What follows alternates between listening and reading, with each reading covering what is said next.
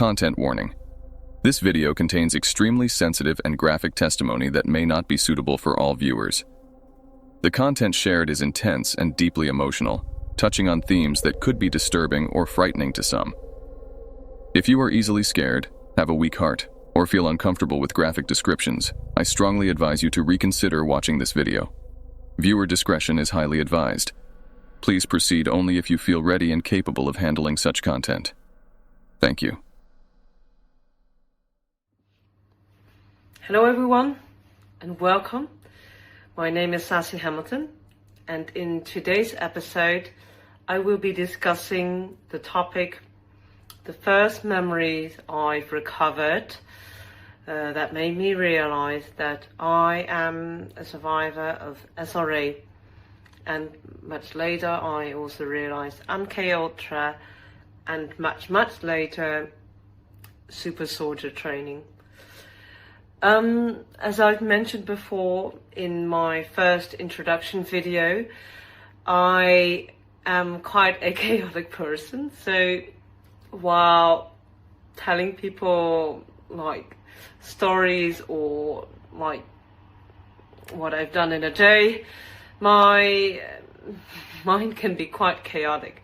So I have decided to write down my testimonies in side notes, so notice and know that throughout my testimony I will sometimes look sideways to see where I am and to keep it a bit structured.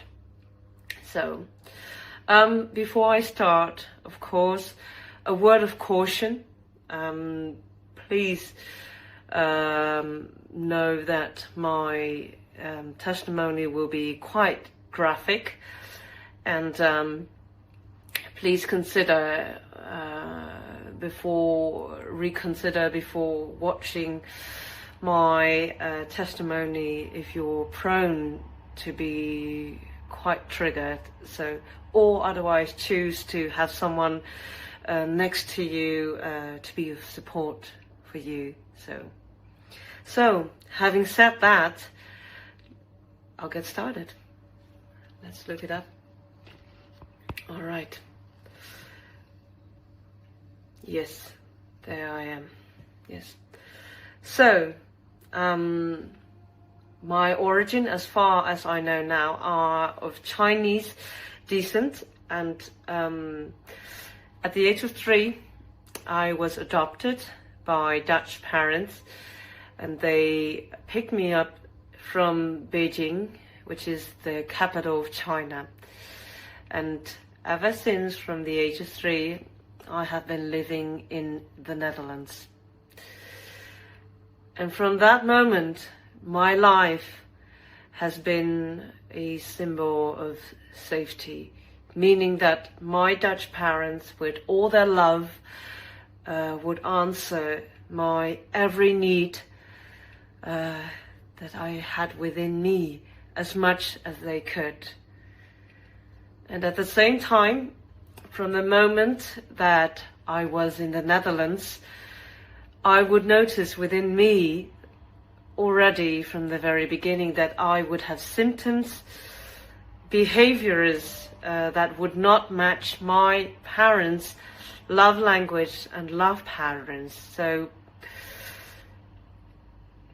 yes, and I am aware that many adoptive children face typical adoption symptoms, like having a troubled attachment style and being afraid to be abandoned, and you could name it, everything that is related to adoption. However, I noticed within myself that I would have really peculiar symptoms that I could not place, and that could also not be placed within the adoption symptom. And for that, I want to read out loud some of the symptoms that I have written down, a couple of examples. So from the moment I got adopted, I noticed that I already was a very sexual child. I would, in a shameful way, be very obsessed with the body, with naked bodies. So if I would get the chance to see a pornographic or just naked bodies, it would ignite such a lust within me, like, whoa, is this normal? And I would also touch myself from a very early age. And there was this one moment when I was also doing it, and I must have been around the age of 10, that I also would ask myself this question: this is abnormal. Where is this actually coming from?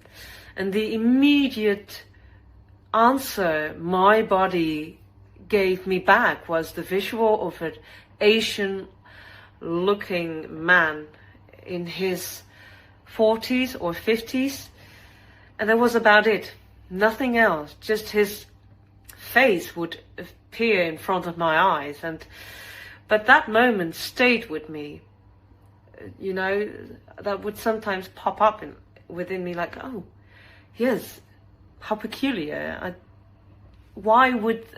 If I would ask myself, how is it possible that I am so sexual, that this visual would come after immediately?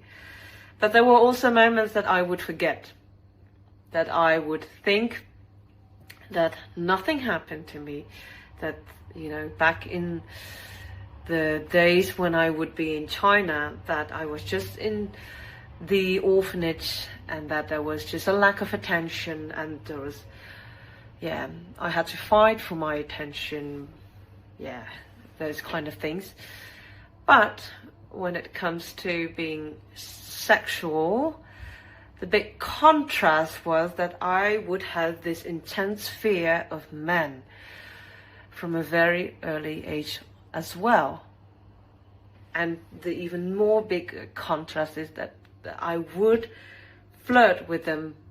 So strangely enough, I would fear them, but I would also flirt with them as a small child, which was a big contrast. But I would also be afraid of the thought of penetration. And to this very day, I deal with a strong form of vaginismus. I have not been able to do penetration in any shape or form possible, except one finger. A little bit shameful to describe, but I want to be as clear and explain as best as I can. But just the very thought of the moment that it is, or it were about to happen, I feel my body just dissociating, as if my mind and my body have two separate souls. It's a really strong sensation I noticed within me. And in the very beginning, when I would be able to be on my period, when I would try to bring in a tampon, oh my God, the very first time that I would even try it, after that I stopped, is that the moment I would bring in this tampon, I would become so tightened in my whole body, and just this heat coming from my toe would just come up to my head, and beads of sweat would just appear on my forehead, and I would be all trembling and just, oh my God. And I never have this amount of physical reaction in any other scenario, but that also stayed with me, like, what the hell? If nothing happened to me, why am I having this strong physical reaction? So that was also really peculiar, and I could not place that symptom as well. All Right. I would also have this extreme fear of alcohol, substances or drugs. I never tried drugs until recent, but back in the days when I would just consume alcohol, especially in a party room filled with men, my body would just have a panic attack just by the feeling of losing control. Just that very strong innate fear of losing control. Yeah, I was really aware of that.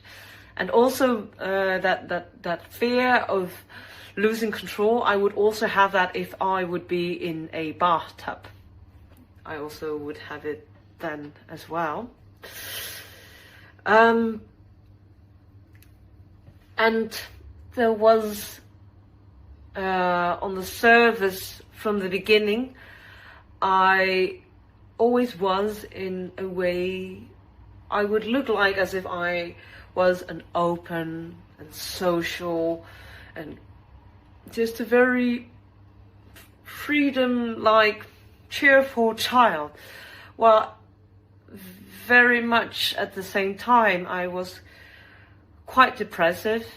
I had a lot of fear, and I would be very dissociative most of the time. And for a very long time, I was not in the present, and I could not feel my body. I could not feel if I was in a cold environment or a hot environment, if I needed to go to the bathroom, if the people around me were bad or good, you know, I could not discern anything. So yeah, that was really noticeable as well. And I was throughout my life plagued with many visuals and flashbacks of dark entities attacking me. And that were also to happen when I would, you know, try to be in contact with my higher self, or in back in the days with Jesus, you know, in more or religious kind of way. But nowadays I would not want to call myself or want to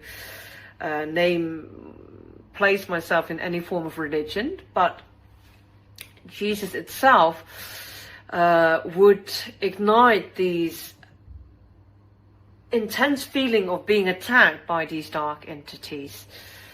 So that was very noticeable as well. And when I would try to get in contact with paranormal side of mine.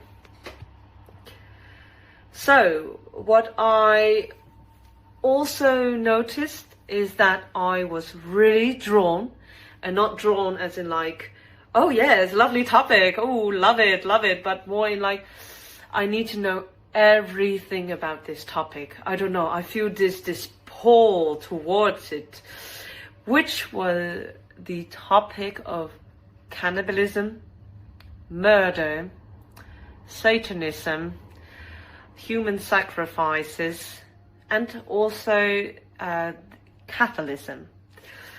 And so I wanted to know everything about it. I went looking for it, searching for it on the internet. And at the same time, what I would also notice is that it wouldn't last for long. Every time and period I would, you know, dive into it, because the moment I would, you know, dive into it, I would immediately get so triggered by flashbacks of, you know, these scenarios, these very scenarios of human sacrifices, cannibalism. I would just, that very scenario, that those information that I tried looking up became so real and so palpable, and as if I was there. So I needed to stop then, quite soon after. So, and back in the days I thought like, well, I must be really sensitive to, you know, feel it that strongly, or visualize it, you know, in such a vivid way. So I must be very sensitive to that and very empathic, you know. So, yeah. So this interest I had for these dark atrocities soon brought me to the SRA topic at hand, which was the testimony of the Dutch SRA survivor Toos Nijenhuis. And by reading and listening to her testimony, I would also get these lively and palpable flashbacks. And there was one in particular which was of a, and it would be especially at night as well, so having these flashbacks and just being afraid of dark entities also would just happen mostly at night. Was the visual of a white woman with dark brown hair and, you know, white dress, putting on the scariest smile, a horror smile. And that was so scary. The fear that I then felt went through my bones and was stone cold. I would describe her smile, if you have ever seen the horror movie Smile, which was, brought to the cinema in 2022. So if you look it up, Smile 2022, that's how I would describe her smile. Yeah. So that was very scary. So these are short examples of symptoms that I could not place, that were outside of my adoption symptoms. So, you know, throughout the years, I, you know, without knowing my SRA memories, of course, you know, more when it comes to my adoption symptoms, I have done many successful therapies, which I'm utterly grateful for. But just like EMDR, for example, but to, you know, go further in time to, you know, remain focused on the topic at hand, which are the SRA memories. We go to 2023. Last December 2023, and through regression therapy, it all started. So I did some regressions already, but I started I went to study regression therapy myself, and I once had this, you know, this topic that I would want to do a regression on, which was why am I so afraid to truly love in a vulnerable way, and also in a sexually healthy way possible? And I strongly felt within me, for that answer, I need to go back, really, really back in time. Before the adoption, I needed to go back to China, back to, I strongly felt, the time where it all began. My love language, the patterns that were given to me that made me love or not love in the way that I wanted. So, yeah, and I had been postponing that for a very long time, because somewhere within me I already felt what I am going to find there. Somehow throughout my life I already knew I would not like it. But if I were to love in a healthy way, in a pure way, in an unconditional way, I had to do it. So, went into the regression. I was induced into the trance, and the very first visual thing that I would see was a blank room. and I remember that it was from the ground point of view. So the first thing I would feel next was that I was laying on my stomach. And when it comes to the age, I felt that I must have been, I strongly feel, a baby. And what I also sensed is that I must have been lying there for a very long time, without someone, you know, paying me a visit to see how I'm doing, or picking me up, or feeding me. I have been lying there for hours, perhaps even days. And the feeling that comes with it was intense neglect, this feeling of dehumanization, and just this feeling worth nothing, just being that, nothing of being worthy to be just put down there and left for dying. But yeah, back then I did not know, but I feel that it was just one of the programming to have me, you know, dissociate and to, you know, see if I would survive. But back in that moment, I did not know.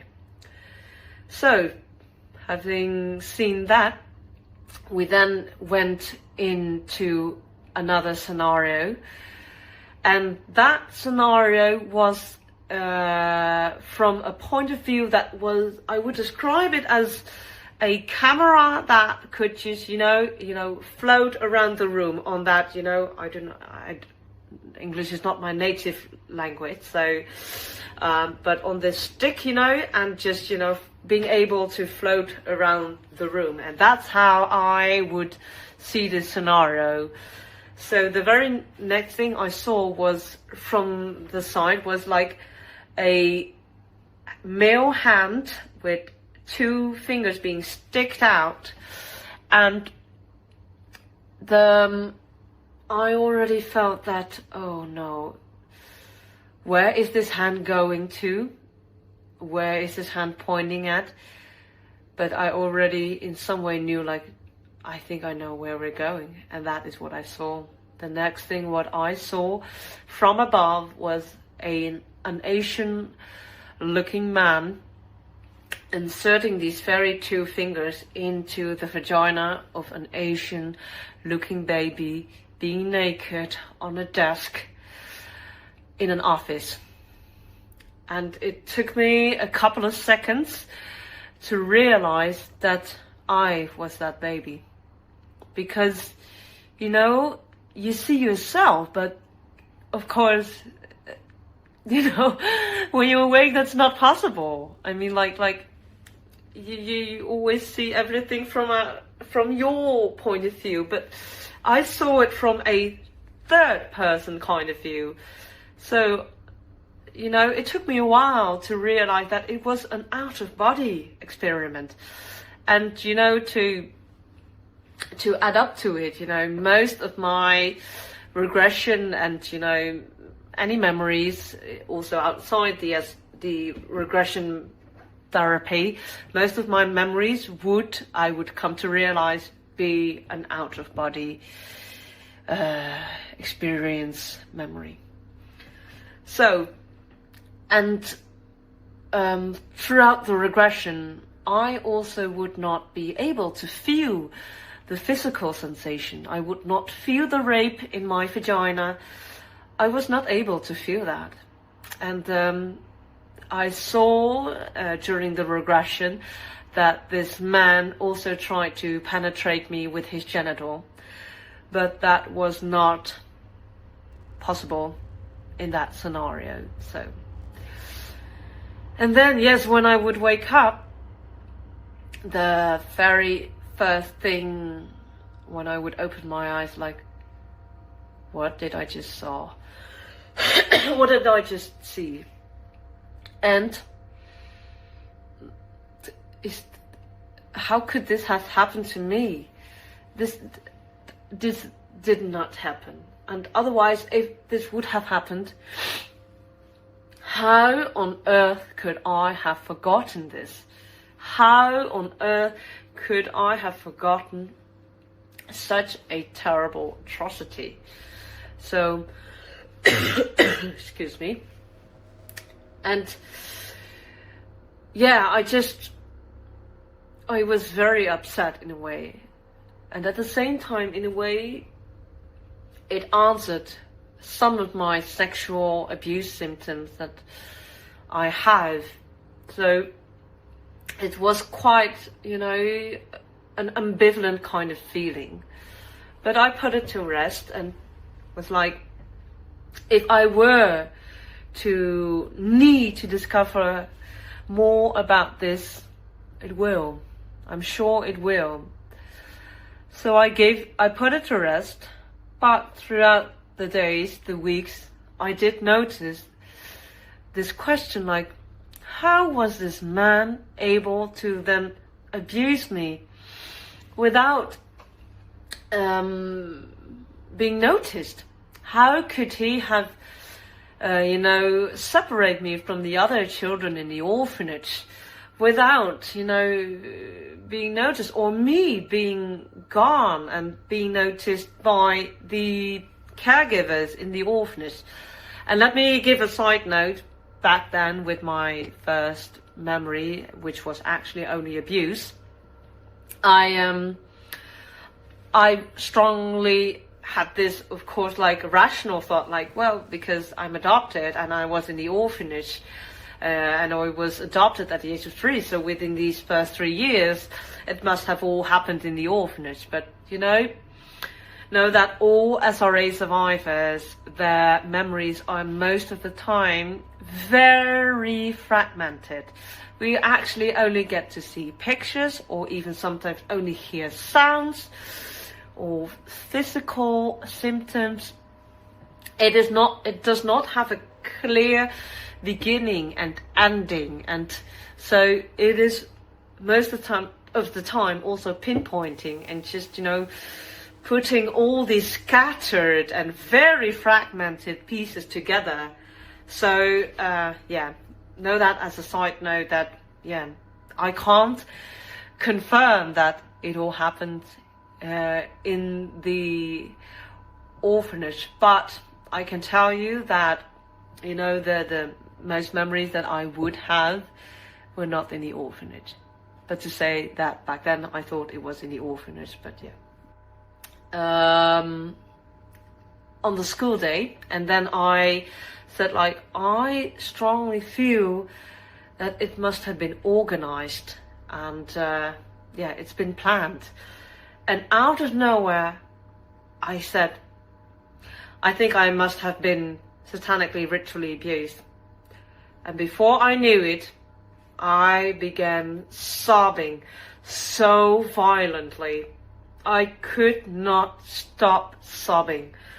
And my therapist, which is also my mentor, said, we're going into the regression right now. So we did. And for this regression, this very regression session, I have written it down on Jeanette Archer, her Facebook page, supporting SRA survivors, which is on the testimony title of SRA Regression by Sashi Hamilton on December 2023. I'll be putting the link in the description down below. But, to keep this testimony of mine, this video testimony, a bit shorter, please just read it, on the Facebook page of Jeanette. But to sum it up a little bit, what I saw in this regression was, I saw people in black robes, and they were chanting, and we were in a room of a big house with big windows, and they were sex children.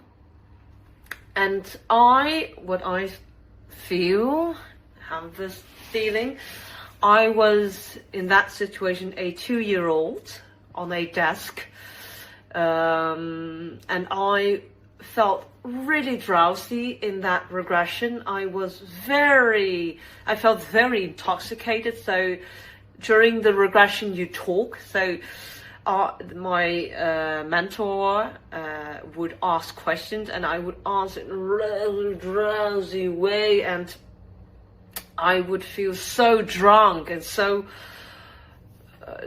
just I could not form proper words, you know.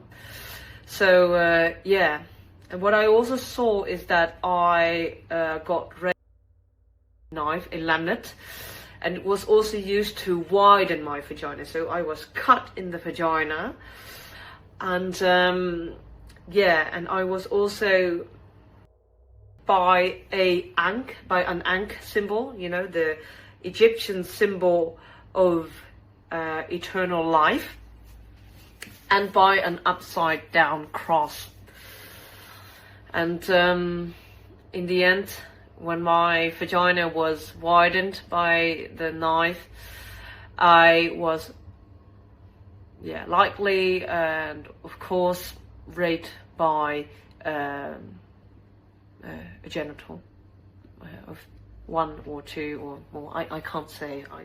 I did not see that, but I know for sure that I was then raped. Yeah. And oh yeah, also in this session I saw an Asian looking man turning into a reptilian. That's also what I've written down in my testimony. And he described where the reptilian came from.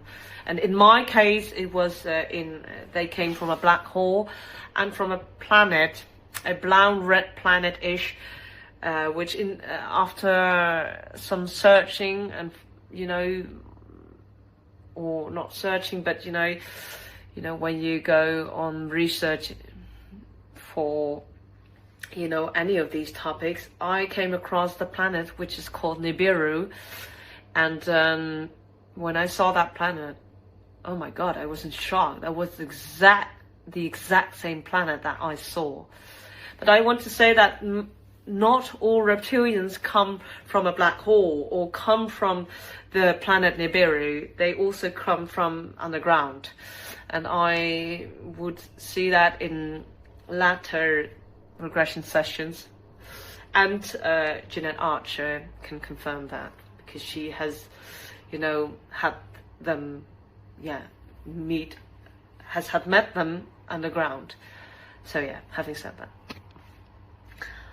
okay, yeah, when I got out of that session, I once again was horrified. I was like, what the hell? And you know, at that moment, when I would see that reptilian, I was not even, you know, I had heard about the probable existence of reptilians, but I was like, you know, just stay open, just let's not, you know, dive into things way too deeply, you know.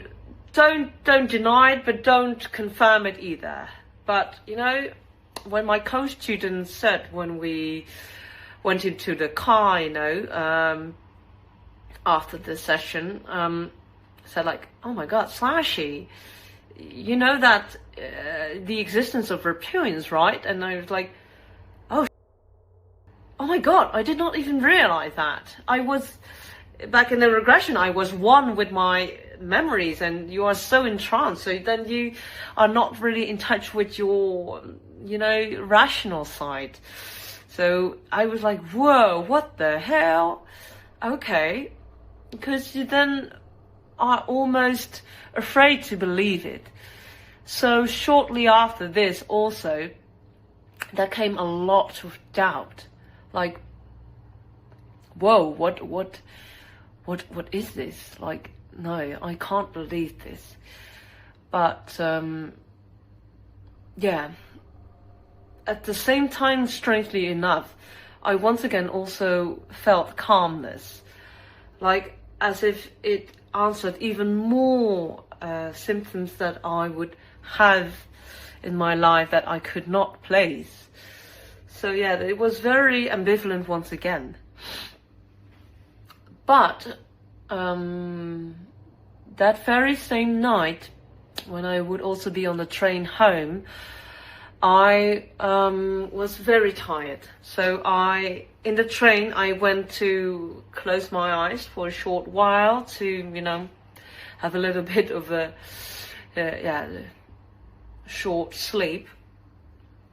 And then the very first thing I saw were flashbacks. So what I saw was I was back in that big house with the big windows, and you know, where I had in my first SRA regression seeing these people in black robes. Here, I suppose these people were in this flashback not wearing robes yet, I don't know, and they were of Western descent. And in particular, I saw this woman with a Western looking woman with red hair. She was really beautiful. She had a beige kind of you know, Colbert, yeah, like jacket on, office wear, but she was very cold in her expression. And she was standing in a circle with many others, and in that circle there was a baby in a bin being sacrificed. And the very next thing I would then see was being in a rich mansion that looked like Versailles, and it was a baroque, festive in there.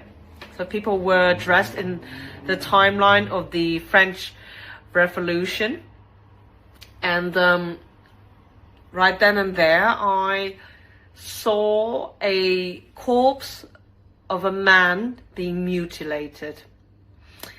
And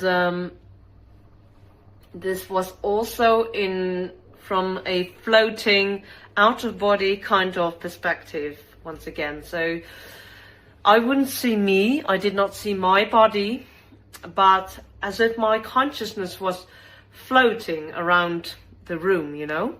So yeah. And the very next thing I saw then was once again people standing in front of me as if I was at the same height, but I suppose that it was my consciousness. I saw normal looking people, so they were not wearing baroque, they were just wearing normal office wear, and I would see their faces go from neutral expression into beastly expressions, and that I can tell was so scary. It was more just the energy they emanated. I could not describe it any better than just the horror energy that you feel when you're about to be made frightened, you know, by that very vibration of the music and that, you know, what people would call excitement, you know. But for me, that's so immensely triggering when I would listen to horror movies. I as if, just like, you know, the topics of cannibalism and all these things, as if you're there. So side note, I know for sure that in these SRA rituals, Satanic rituals, they use a lot of horror energies, or they base, of course, these horror movies energy based on, you know, the SRA Satanic ritual abuse scenarios, and by, you know, calling in these dark entities. So those dark entity energy is what I, you know, feel a lot. For I also have a feeling that these people who had these change of expressions were possessed by demons. That's what I strongly feel, or dark entities, however you name them. So, yeah, when I woke up, or not even woke up, when I just opened my eyes after I saw these flashbacks, the amount of fear, oh my God, and just, it was intense, it was immense, immeasurably big. And I, of course, did not dare to close my eyes after it anymore in that train. And, you know, when I would just, when I had to cycle home in the darkness, I would feel this immense fear of darkness, which I would always have as a child, come back. And just, you know, when I would get home, just the moment that I got into my dark apartment, I immediately went searching for the light, because, you know, as if my body feels that the darkness was connected to these dark energy. And oh my God, and you know, that night I could hardly sleep. I tried to dim the room to get some sleep, but you know, I would once again see these flashbacks of these changing faces, and it was horrible. So that got me floored for a couple of days in itself. But shortly after, I went on vacation, and I went into this house that had a dark hallway. A dark hallway I had to cross to get to the bathroom. And, you know, the bathroom was on the side. And, you know, in that very hallway, if you would go straight ahead, there was a room, which I would call a loft, on the ground floor, you know, on the same floor. And it was stripped, almost stripped, you know, on the walls. But in that very room, there was a huge freezer cabinet. Oh my God. And when I would see that cabinet for the first time, it in itself brought so much fear within me that I wish I hadn't seen that room, because I was like, oh, at night, in the darkness, of course, at nighttime energy, when I would have to go to the bathroom, and knowing that, you know, across that very bathroom, there is that room with that freaking huge freezer cabinet, got me floored for weeks as well when we were there in the in that house. So yeah, and during those weeks and also after, I had so many questions, like, what is this?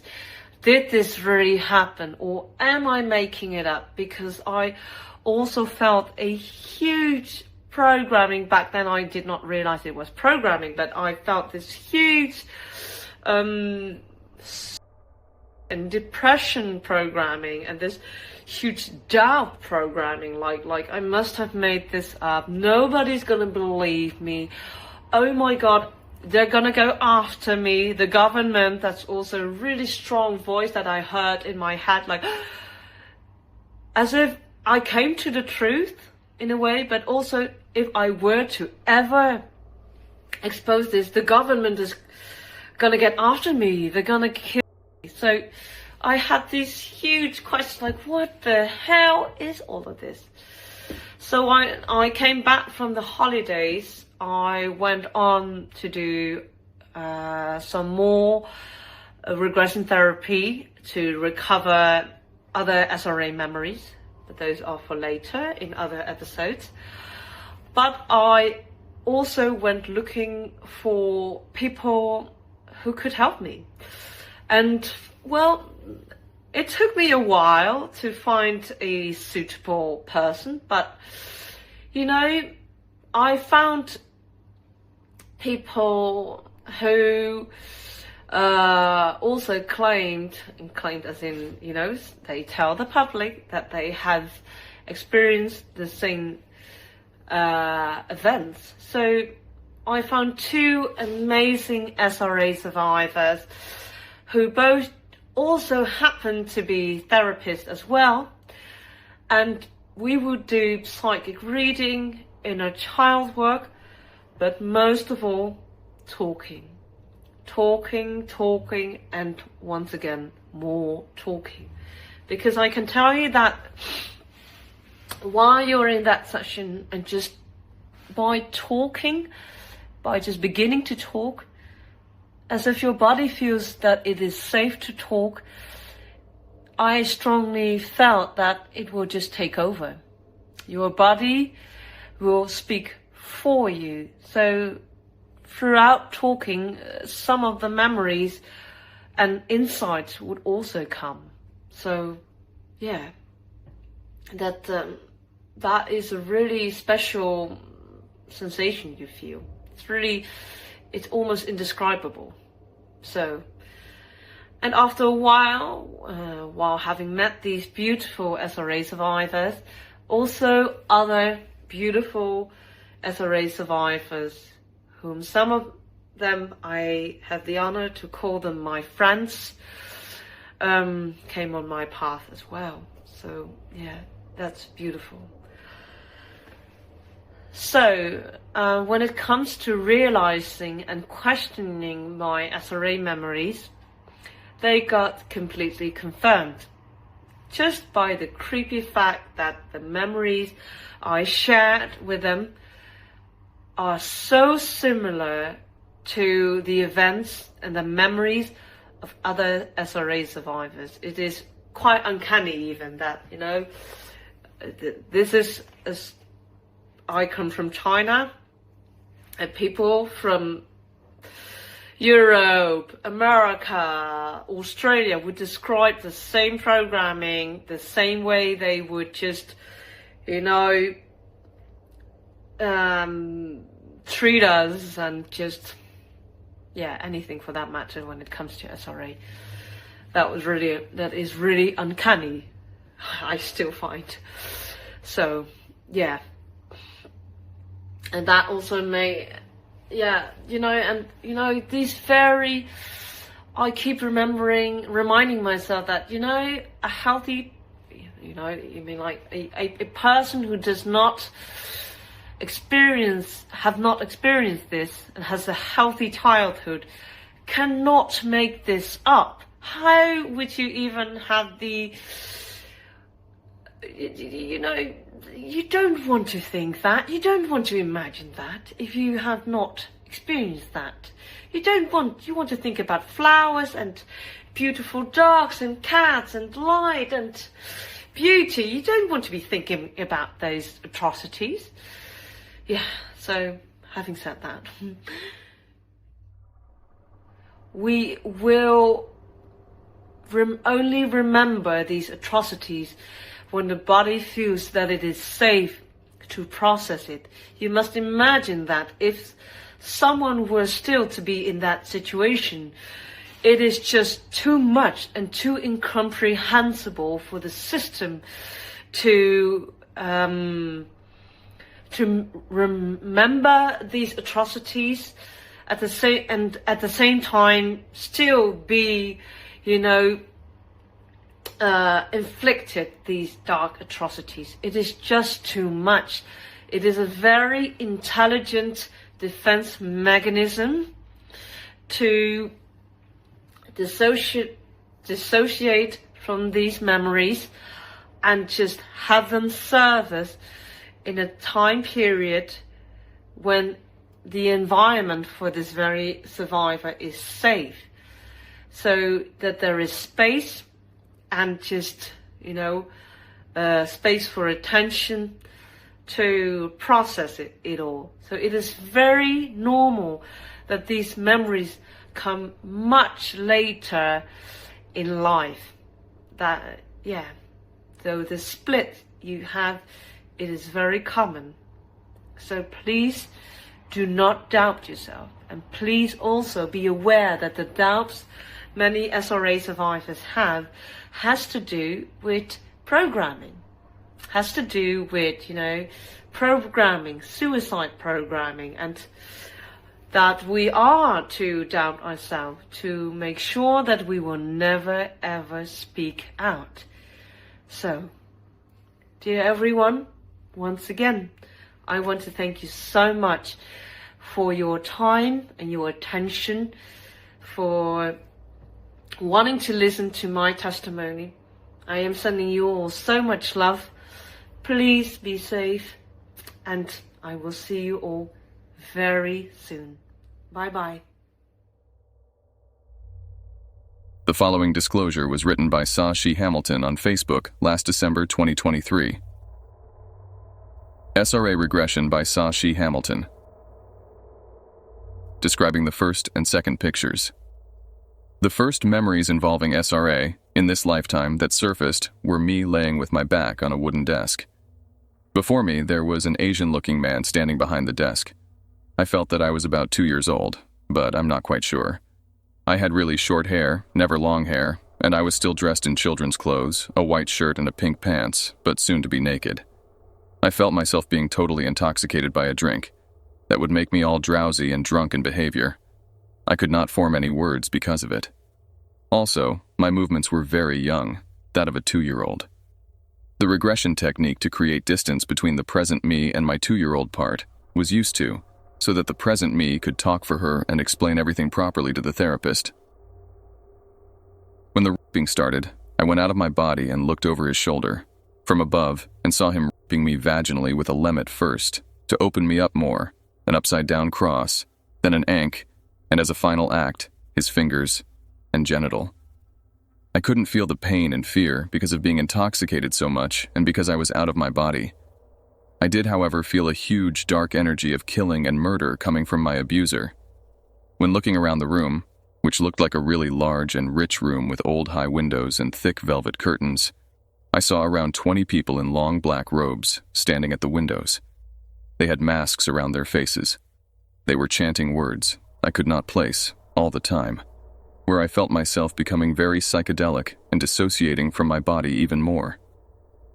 In this session, I was hardly allowed by my defense mechanism to see the murdered children in detail, but my inner knowing knew that in that very moment there were children being in a metal garbage bin and cut into pieces while I was being raped. I was very aware of remaining silent. I knew that if I would not comply and remain silent, it would mean death. My inner knowing knew exactly what to do and what not to do, but during the regression, I let out all the screams and the cries for her that were still in her. It was very exhausting, and at the same time it felt like a huge relief. When the satanic ritual abuse was done, I was brought to a hospital-like room to recover. There, I was abused again, in the dark. When that happened, my current system wanted to let out all the pain through crying and screaming that I back then could not do. I was very aware how young my cries, screams, and movements were. After it was over, I was exhausted. On the third picture, we then went to the personification. The personification is an energy-exchanging technique. I was asked by my therapist to create as the present Sashi a room which felt safe to me and safe enough to let anyone come into. I placed myself in a ballroom, the same ballroom of beautiful and heavenly light where I was capable of traveling to with my abilities as a child, and one time later in life. I was asked to let the most important perpetrator come into the room, which for now would be this Asian man behind the desk who had raped me. He came in nervous, knowing that I would confront him. I was asked to keep him at safe distance. When I looked into his eyes, the only thing I saw was a void. He did not recognize the present me, but he did, however, recognize my energy. At the same time, I was asked to curse him, slap him, beat whatever I needed to do, but I felt myself becoming the 2-year-old who couldn't do anything. I was then asked what was taken from me. I felt an emptiness in my chest and could see a white misty edges around it. I strongly felt it was my joy, or better said life source energy, that was taken from me. I was told to take it back from him. I created an incision in his chest, and my energy covered in black ink came out of him. I was told to filter it and have it come back to the place where it belonged. So, after it was filtered, it had become a beautiful light coming back into my chest. When everything was back, I saw dark smoke surrounding my perpetrator, and he went roaring in a horrific way. After that, his eyes, that I could see from up close, turned completely black, Aside from the whiteness in the eye, his mouth broke open and his mouth turned into the mouth of a monster, better said, a T-Rex dinosaur kind of way. I had to place a big wall of glass between us to prevent him from coming my way and getting the energy back. When I looked again, it had turned into something I could only describe as blue or green Godzilla.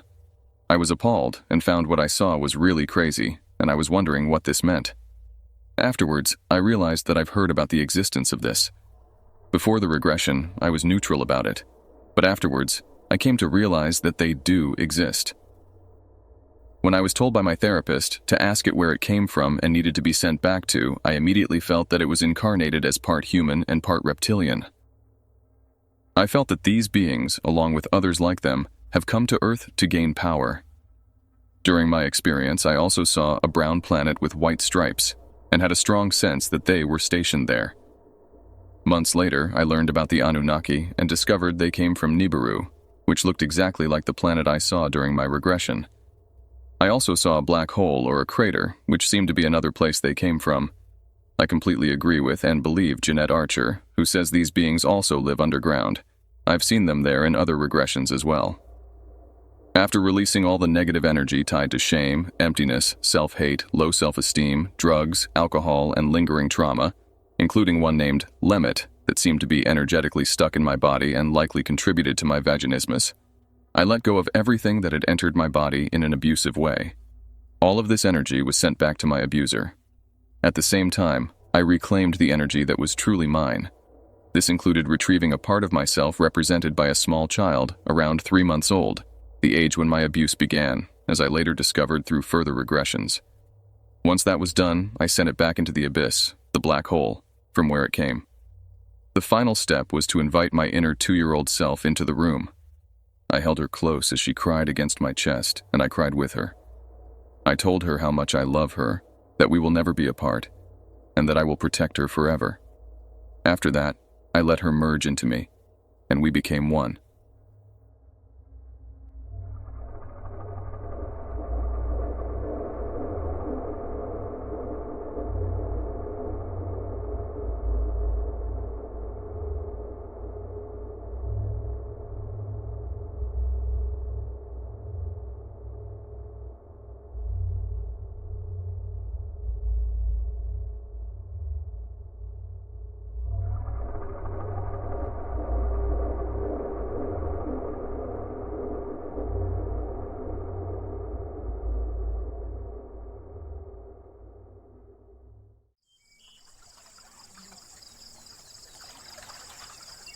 Dear friends, we have reached the end of Sashi's extraordinary testimony. I ask each one of you to pray for her so she can be saved through genuine faith in Jesus Christ, the ultimate source of salvation and peace. Ephesians chapter 5 verse 11 says this, "Take no part in the unfruitful works of darkness, but instead expose them." And then we have passages such as 2 Corinthians chapter 2 verse 11, which speaks about how we are not to be ignorant of Satan's designs or schemes. We must know that he exists, is evil, and has evil plans. We cannot wish all this away, but we must be aware and discerning so we can properly do battle with the enemy. And it is not just external evil and dangers we must be aware of, guard against, and warn others about. There are also internal dangers, be they false teachings or unethical behaviors, and so on. Thus, Paul could say this in Acts chapter 20 verses 27 to 31. "I did not shrink from declaring to you the whole counsel of God. Pay careful attention to yourselves and to all the flock, in which the Holy Spirit has made you overseers, to care for the church of God, which he obtained with his own blood. I know that after my departure, fierce wolves will come in among you, not sparing the flock, and from among your own selves will arise men speaking twisted things, to draw away the disciples after them.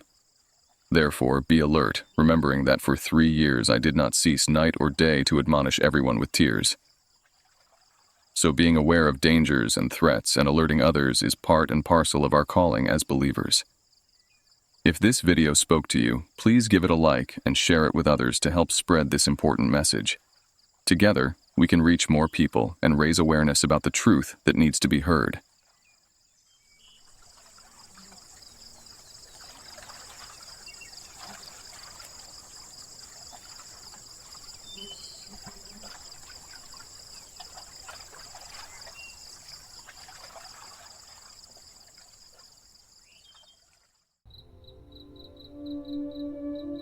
Hey everyone, thank you so much for watching. Stay safe, and I'll see you in our next video.